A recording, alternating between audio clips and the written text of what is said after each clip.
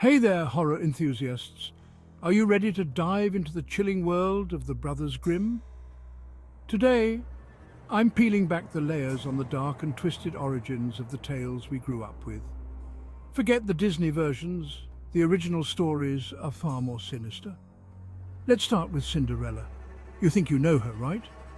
The glass slipper, the fairy godmother, the happy ending. Well, not quite. In the original Grimm version, the evil stepsisters are so desperate to fit into the slipper that they actually mutilate their own feet. Yes, you heard that right. They cut off parts of their toes and heels, and that's not all.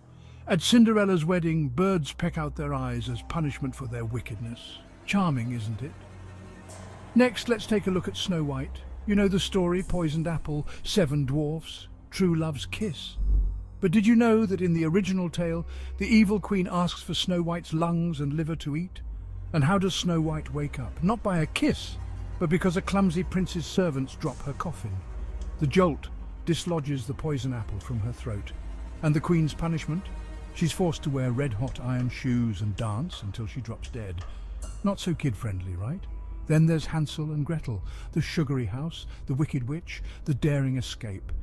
But the original story is steeped in cannibalism and starvation. Hansel and Gretel are abandoned in the forest because their parents can't afford to feed them. And that sweet old witch, she's fattening Hansel up to eat him. In the end, Gretel pushes her into the oven, burning her alive.